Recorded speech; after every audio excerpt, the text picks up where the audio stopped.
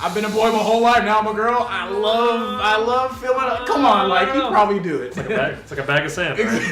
Yeah. What's up, boys and girls? We're here for another video review. This is Black and Yellow Movies. We're gonna talk about this Japanese anime movie called Your Name.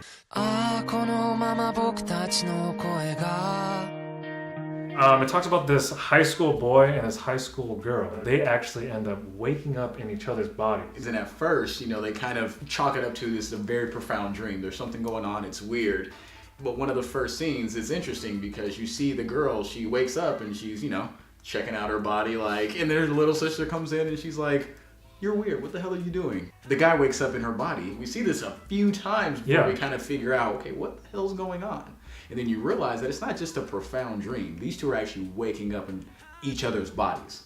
And that's really where the movie starts. They start to realize that they're waking up in each other's bodies and they start to communicate. And that really leads to, I'd have to say, a really good movie. It's an amazing movie. I mean, I didn't know what to expect going in because the preview didn't really give a lot away. And it's a great film. And one of the things we loved about it was, the animation is amazing. I really like how they painted the sky. It almost seems like otherworldly. It almost seems like you're, brought to a different planet, space, whatever you want to call it, because it's so beautiful in just how they play with colors. And the fact that the girl lives in a small rural town, there's a lot of tradition in it. They have the whole sake thing where, she's chewing on the rice and then, she spits it into the cup and you're like, what the hell is this? And then, one of the most ancient ways of making sake, which actually brings back later into the movie a very important plot point. All the little clues here and there, you definitely want to pay attention from the beginning of the film when the opening credits start all the way until the ending scene. Another thing we really liked about it was that the story was multi-layered. It had a lot of texture to it. It wasn't just a very black and white, I miss you, distant, not even love story really. It was so much more than that. It starts off and you think that it's just like a regular anime love story. It went bigger, it went a little more grand, and the good thing about it too is that it almost hints at a little bit of mystery in there as well. I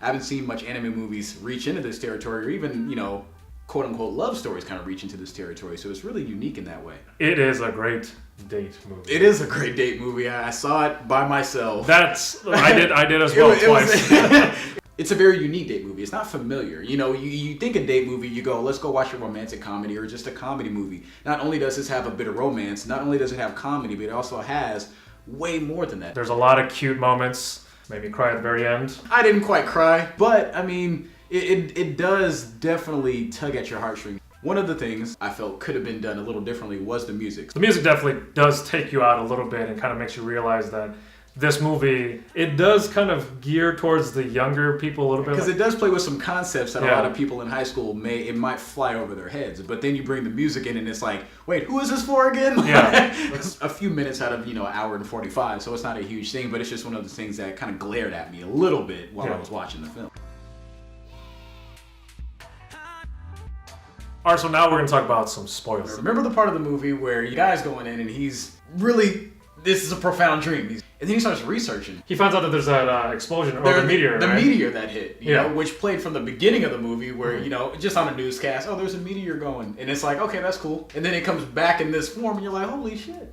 3 years difference. And you get this crushing feeling of just lost hope. And we both talked about how we thought this movie was going in a direction where they're going to switch bodies and it's going to be cute. Right. And at some point, I feel like they put in a couple things just to throw us off where he was trying to date his coworker, right? Right. And she was going to help him. So it was like, oh, it's going to be like yeah, exactly. Where she helps him because she's a girl, helps him get with this girl or whatever. I mean, like you said, it's such a linear plot line for the first 45 minutes of the movie. I've seen this movie before. Right, you've seen it before, even whether it's a live American action romantic comedy or just another Japanese film. But then they throw that 3 years in there, that the girl he's switching bodies with actually perished in the meteor shower 3 years before. You're like, okay, this is not just a linear time plot line. This is something that's dealing with a little more existential.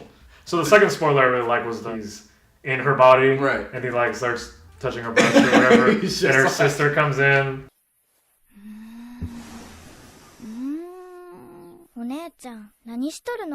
They do that once. Right. But then at the end, when he figures out that she had died and he's going to go back and save her, he goes into her body and saves her, and he's kind of crying while he's he's doing it still.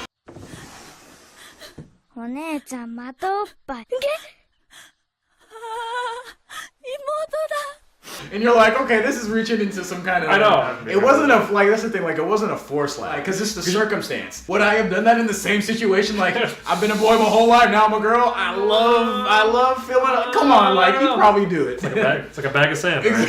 Yeah. But really, the only reason I watched this is because I thought there was going to be a chance that I could cry, and my God, I cried. And when they finally see each other on that cliff, she's starting to disappear, or they're starting to disappear, and he can't remember her name. Like, I just started tearing up, man. I was like, oh, he doesn't remember. That's his one true love. He doesn't remember, and I love that effect of the movie.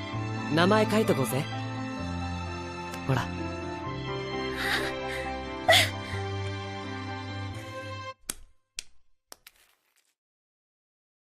And at the very end, when they finally see each other, I mean, they don't really recognize each other, but they kind of feel something, but they keep walking. You're like, is there a chance? Is there a chance? Like, what's going on? This movie's not going to end where they're just going to, like, walk away. 俺、君をどこかで。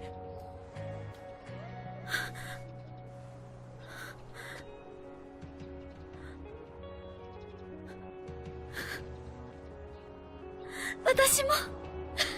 After that, just tears. Just tears. The best part. But the good thing about it wasn't that kind of melodramatic, schmaltzy ending. It's a great movie. I'm sure if you guys are watching the spoilers, you guys have already seen it. Red Turtle's my next anime that I really want to watch. I'm sure some of you have already watched it. I haven't watched it yet. I missed it while it was in limited release here in Seattle. So that's going to be the next animated movie we watch? Next animated movie. Or Japanese anime. Japanese anime. Are they, they're the only ones that do it, right? Really? Yeah. I don't feel like any other country makes animated movies. Nobody else does animated. Well, anime. Subtle has a subtlety to it, and great acting, and like a lot of undercurrents within the chemistry between the characters. And then, like, I know we said Goodfellas, but not so much in terms of, like, Goodfellas was a little more bombastic in its